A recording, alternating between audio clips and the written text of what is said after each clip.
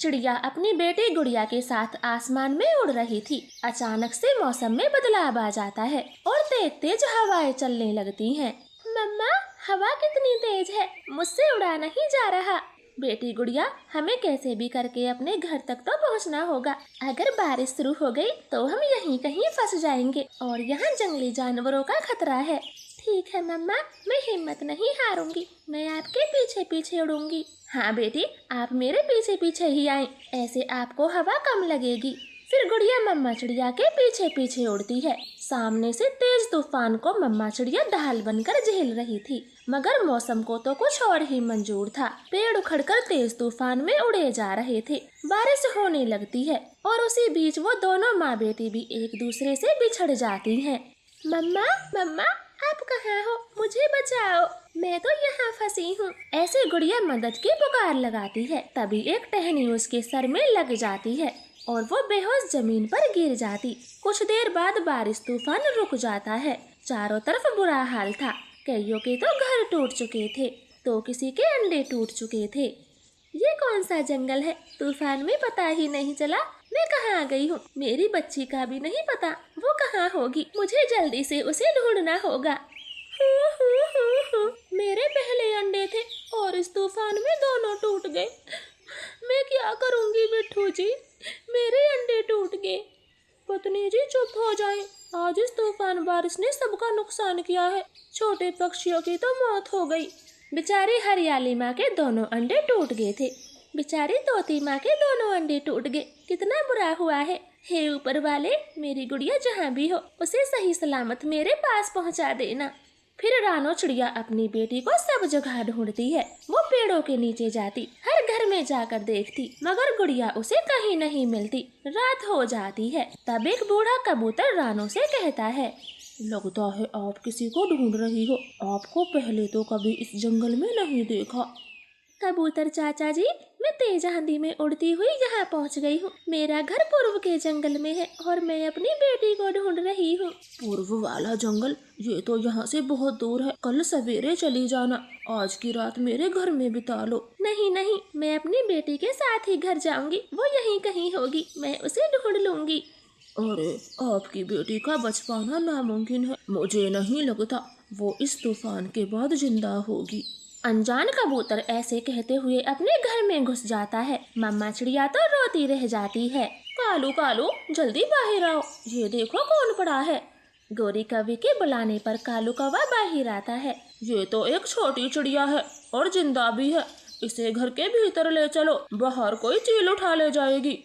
फिर वो कौवे गुड़िया को जल्दी से अपने घर में ले जाते हैं और उसके मुंह पर पानी के छींटे मारते, जिससे गुड़िया अपनी आंखें खोलती है। मेरी मम्मा कहाँ है और आप दोनों कौन हो?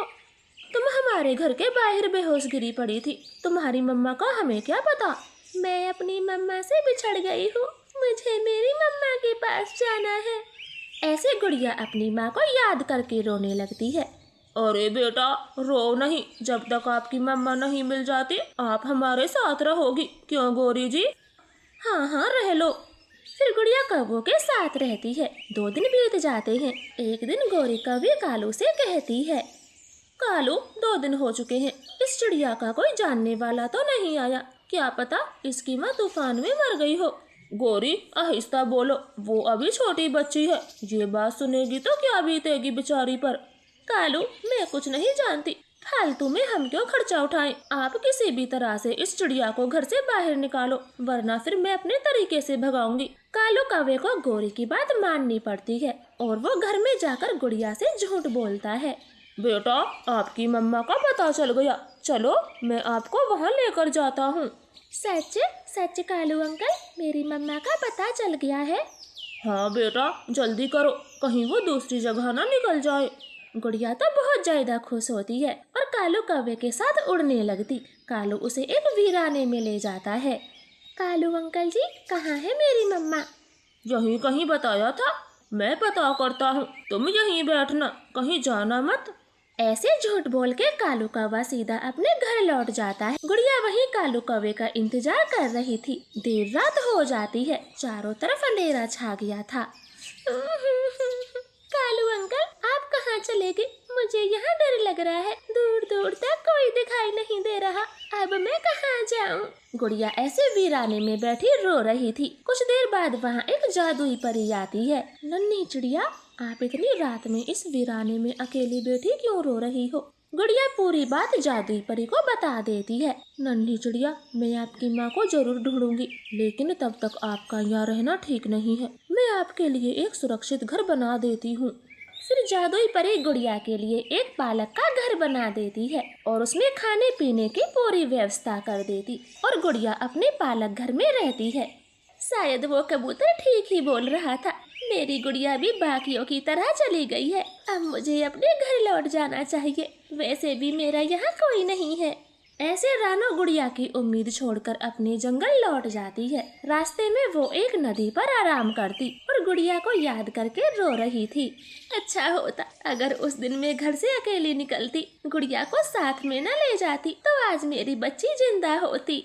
रानो पानी पीने की जगह रो रही थी। तभी जादुई परी उसके पास जाकर बोलती है, गुड़िया आपकी बेटी है क्या?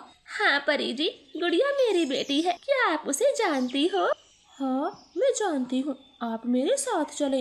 फिर जादुई परी रानो को अपने साथ पालक के घर में ले जाती है। गुड़िया तो रोते हुए अपनी माँ के गले लग जाती। मम्मा चिड़िया की आंखों से खुशी के आंसू झलक रहे थे। परी जी, आपका बहुत बहुत शुक्रिया जो मेरी गुड़िया को मुझसे मिला दिया। अगर आप नहीं होती तो मैं अपनी बेटी से कभी नहीं मिल पाती। चिड़िया, धन्यवाद। कैसा, आपको एक साथ देखकर मुझे भी खुशी हुई है। अब आप दोबारा कभी न बिछड़े। मैं चलती हूँ। फिर वो परी वहाँ से चली जाती है और वो दोनों माँ बेटी खुशी खुशी पालक के घर में रहने लगती हैं। प्लीज प्यारे दोस्तों, हमारी कहानी को लाइक और चैनल को सब्सक्राइब करें। आपका धन्यवाद।